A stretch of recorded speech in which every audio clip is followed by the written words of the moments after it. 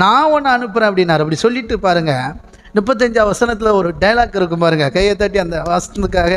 அப்போ பாருங்கள், சூப்பராக ஸ்தேவான் சொல்கிறாரு பாருங்கள், பரிசுத்த ஆவியில் நிரம்பி என்ன அழகாக பேசுகிறான்னு. உன்னை அதிகாரியாகவும் நியாயாதிபதியாகவும் ஏற்படுத்தினவன் யார் என்று கேட்டாங்க இல்லையா? ஆமாம், அந்த அவர்கள் மறுதளித்திருந்த இந்த மோசையை தானே தேவன் முச்செடியிலே அவனுக்கு தரிசனமான தூதனாலே தலைவனாகவும் மீட்பனாகவும் அனுப்பினார். கையை தட்டி.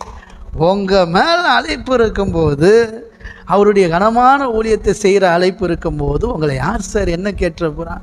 நீ யார் என்ன கேட்குறதுக்கு அப்படின்னு யார் சொன்னாலும், நீலாம் ஒரு ஊழியக்காரன் நான் சொல்லட்டும், அவன் நீலாம் ஒரு பாஸ்டர் சொல்லட்டுன்ற.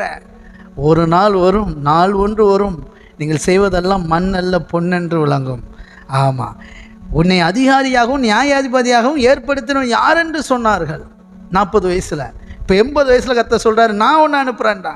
இப்படி சொன்ன இந்த மோசையைத்தானே, அவர்கள் மறுதளித்த இந்த மோசையைத்தானே தேவன் முச்செடியில் அவனுக்கு தரிசனமான தூதனாலே தலைவனாகவும் மீட்பனாகவும் அனுப்பினார். கையை தட்டி ஆமேன்.